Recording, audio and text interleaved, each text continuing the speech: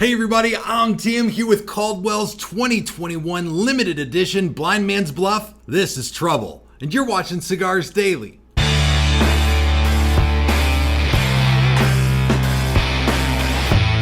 want to invite you to get even more out of all our videos now when you watch them on cigarsdailyplus.com, where you can even leave your rating for cigars right next to mine under each review video.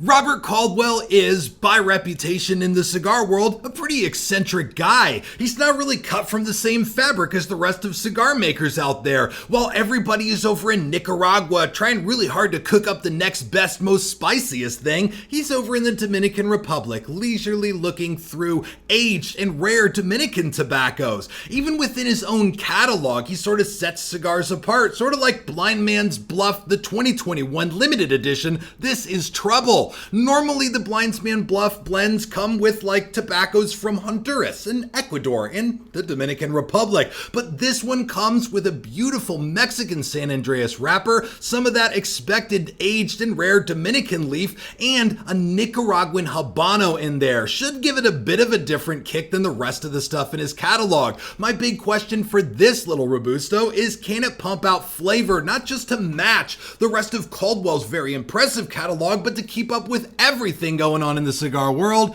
And the only way to find out is with a cut in the light.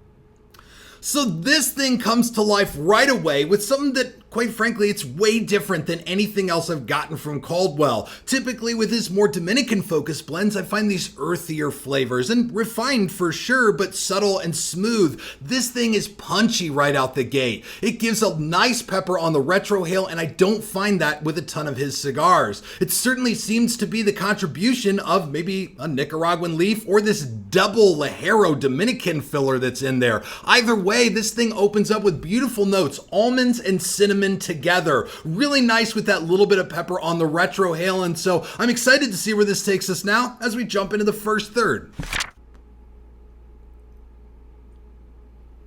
So I'm a good part of the way through this first third, and for a little bit I dealt with a really bad canoe on one side that sort of seems to be isolated. Maybe it's still burning a little bit faster. I evened it out. It'll lose a couple points for that, but I'll say, this is not the first one of these I've had, and the other ones didn't have the same issue. Maybe it isolated with this cigar, but nonetheless, it loses a couple points. As soon as I touched that wrapper up and got that burn even again, flavor came back that I didn't even sort of realize I was losing there. That really nice almonds and cinnamon note, very full here, and this raisiny sweetness has come through this flavor that just sort of rolls across the whole palate. This is a really robust flavor profile for something that's actually pretty simple at this point. It's given me really nice medium plus strength and plenty good experience. Again, something I haven't gotten from Caldwell before. That sort of always excites me. All right, let's jump into the second third now and see where this thing takes us. So, through the second third, it's been constructionally an interesting experience. The ash on this thing looks like Godzilla's back right now. It's just sort of flaking off everywhere. But what I want to point out is this little bit right here at the top, this little cone, or the punta de lanza, which is a really good sign that there's solid Ligero in the middle of the blend. It usually burns a little bit slower than everything else, and flavor on this seems to reflect that. Still plenty of pepper coming off the retrohale with this thing, and flavor notes aren't as distinct right now. They've run together a little bit, and just what's this medium plus strength, sweet, smooth, sort of almondy, cinnamony type flavor. I don't really know how else to describe it. Overall, it's still a flavor that washes over every bit of the tongue, over the entire palate here, and so I'm getting a lot out of that. It keeps me coming back, drawing for more. And other than the ash, it's been beautiful. Take a look at the wrapper on this with me.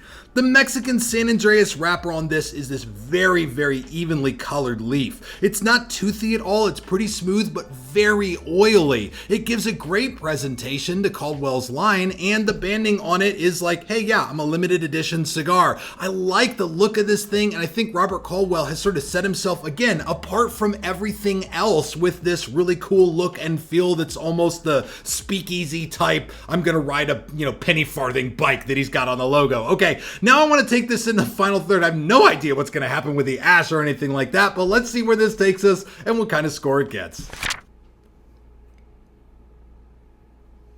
So here we are as the ash falls on my table in the final third, and I'll say this thing, well, flavor, I'll get to flavor in a second. Construction wise, I had no more burn issues after that little bit of canoe in the first third. This thing performed really admirably other than an ash that looks like the ash off an exploding cigar. And the flavor has held really true in the final third. It's not heating up, the smoke is still very cool, and that flavor profile still medium plus and really nice sweetness on the palate.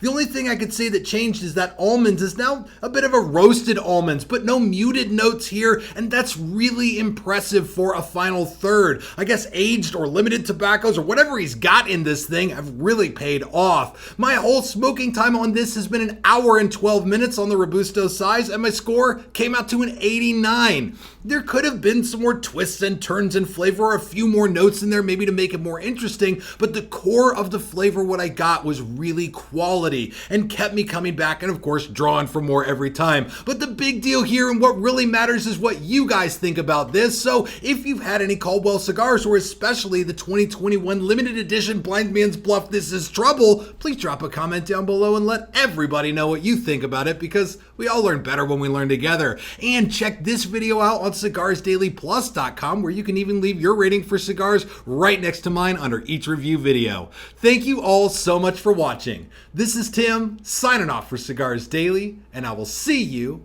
in the comments.